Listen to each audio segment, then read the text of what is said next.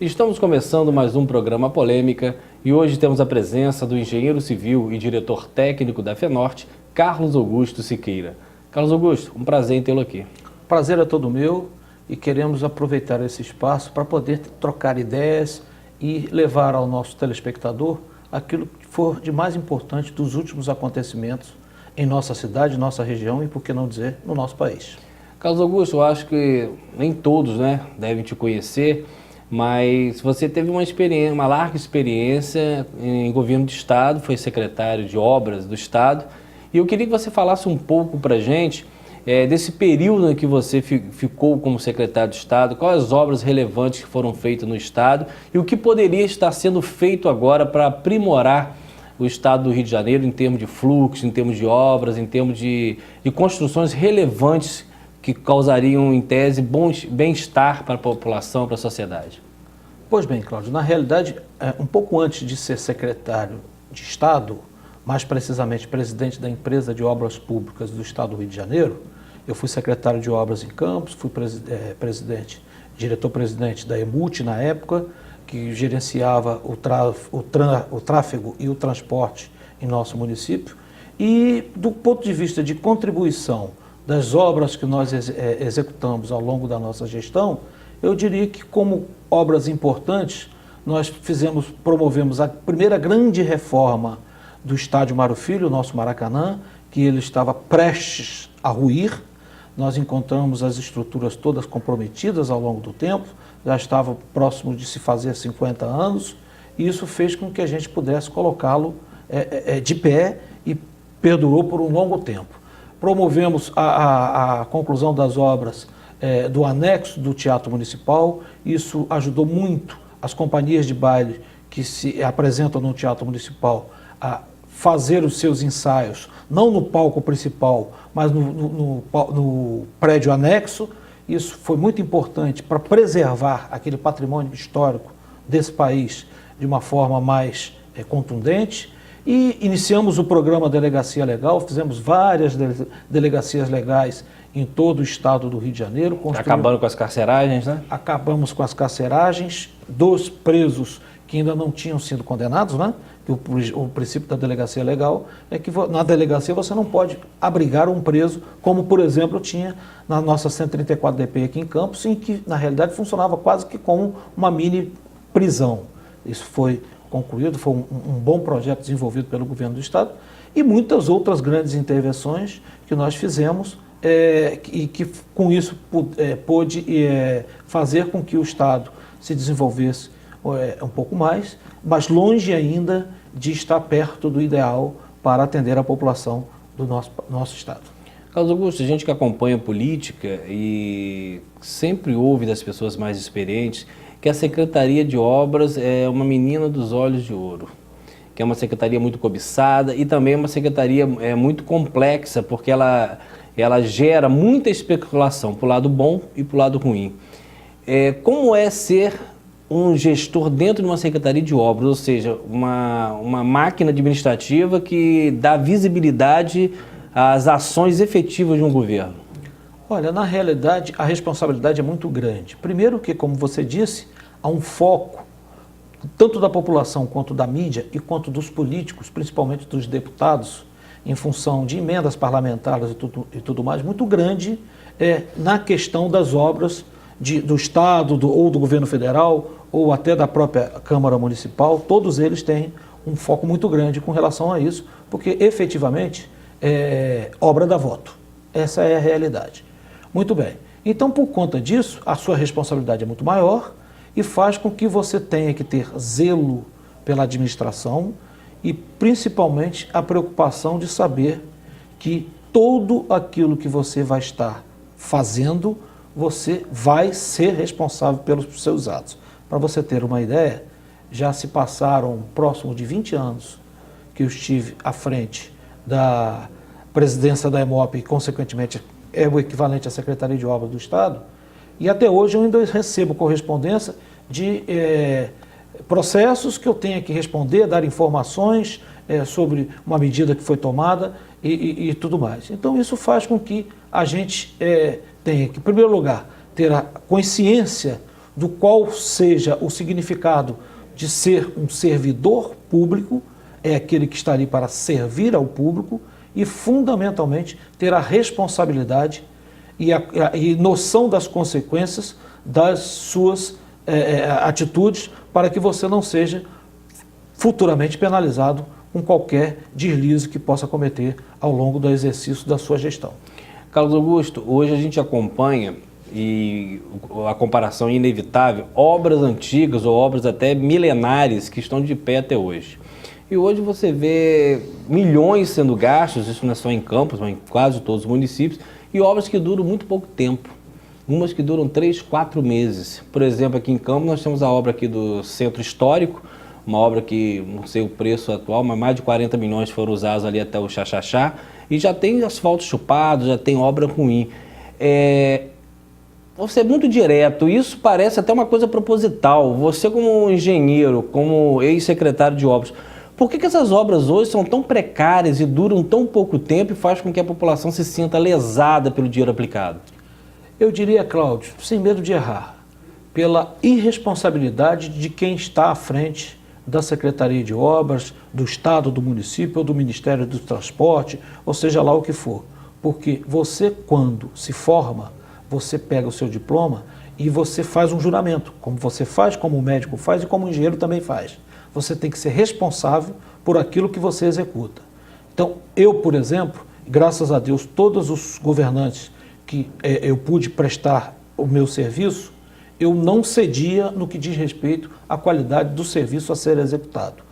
É claro que ninguém é perfeito, é claro que você tem falhas humanas, falhas mecânicas, mas se você desenvolver o projeto de acordo com a ABNT, Associação Brasileira de Normas Técnicas, e fazer com que se cumpra aquilo que está especificado no projeto, é muito pouco provável que você possa obter ou ter falhas que venham ser de grande monta para a mobilidade, por exemplo, no caso das vias públicas, a mobilidade urbana, e até para conforto dos munícipes e dos cidadãos do Estado do Rio de Janeiro e desse país. Então, a preocupação maior é você fazer com que as obras sejam executadas de acordo com o projeto elaborado e, principalmente, você não transgredir as suas convicções profissionais. O grande problema é que, na maioria das vezes, as pessoas interferem não só no orçamento da obra.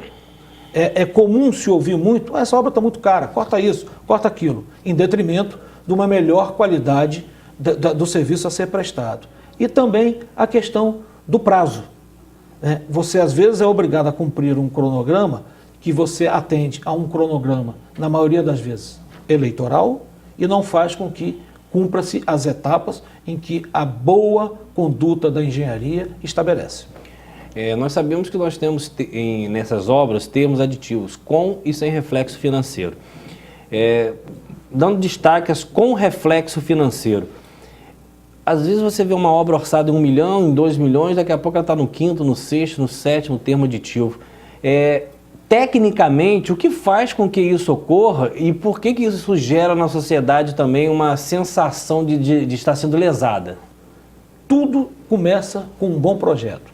Lamentavelmente, o sistema brasileiro, no que diz respeito à administração pública na área de obras, ele não cumpre os procedimentos normais.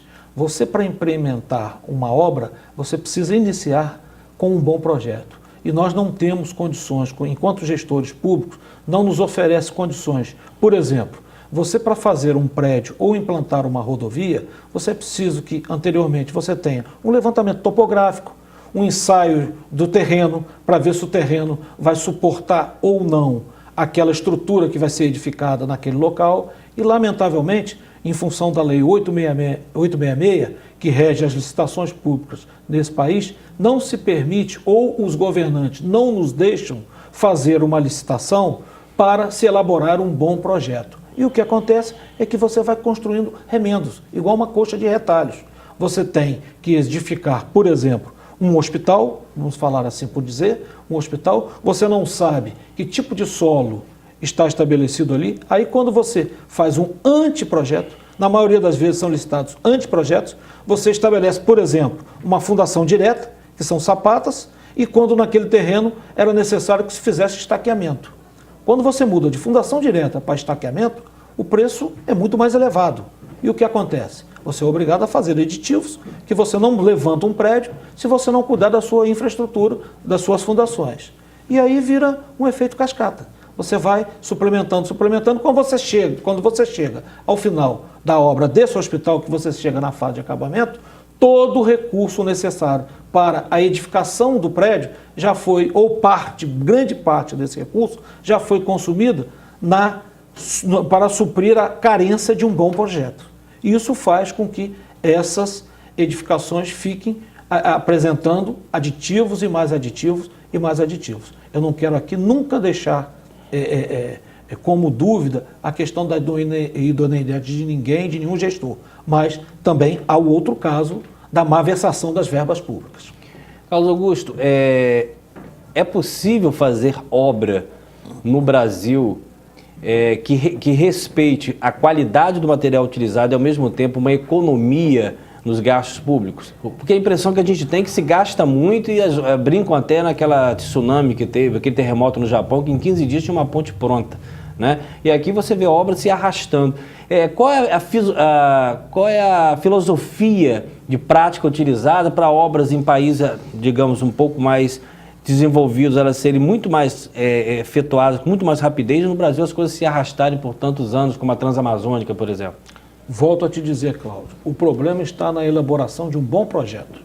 Infelizmente, nós que trabalhamos na coisa pública, principalmente nessa área de obras, nós não temos essa possibilidade de poder executar uma obra em conformidade com um bom projeto. Nunca chega às suas mãos um bom projeto, porque você não tem, na planilha orçamentária, normalmente, no exame prévio promovido pelos tribunais de contas, quer na esfera do Estado ou quer no TCU, na esfera da União, você não tem como incluir esse item, projeto executivo, com sondagens, com topografia, porque se você for executir, você tem que desmembrá-lo. Porque normalmente você só desenvolve um projeto mediante essas análises, quer do solo, quer topográfica, e você não consegue fazer essa etapa desmembrada do projeto principal, e aí você faz com que você navegue no escuro, sem um GPS. Você tem que utilizar, às vezes, a sua experiência enquanto engenheiro, enquanto técnico, para imaginar que tipo de solo possa receber esse tipo de edificação. Tem um ditado que diz que político detesta inaugurar obra que ocorre embaixo da terra porque ninguém vê, porque não dá voto. O Brasil hoje, na sua experiência, em termos de infraestrutura interna, de solo, para esgotamento de esgoto, para qualidade de água potável, nós temos aí um avanço com relação a isso, esses esgotamentos para as lagoas, para os mares. Qual a sua opinião com relação a isso? Estamos avançando nisso? Não existe. Eu diria que não existe. Vamos aqui tratar especificamente da nossa cidade, que é onde a gente vive e é onde a gente conhece. Eu vou citar o exemplo clássico do eixo da Avenida Pilinca. Todo dia que a gente passa é um prédio, é um hotel, em que a rede de esgoto existente é a mesma da época, se não me engano, dos ingleses ou dos franceses, ingleses que atuaram aqui em Campos. E a tubulação, o diâmetro é o mesmo, e você aumenta cada vez mais a contribuição. Você parte do princípio que naquele terreno, numa determinada época, existia apenas e tão somente uma unidade habitacional, uma casa, com 2, 3 banheiros. Aí você vai e edifica um prédio em que tem 180 unidades, ou em cada apartamento com 3, 4 banheiros, que hoje a modernidade te propõe suíte, lavabo, essa coisa toda, para contribuição numa rede que foi dimensionada há, 100 anos atrás, para receber o esgoto de 2, 3 banheiros. Não há como suportar essa questão. A questão de Campos também, especificamente, é muito complexa do ponto de vista da drenagem pluvial, ou seja, a questão das chuvas. Por quê?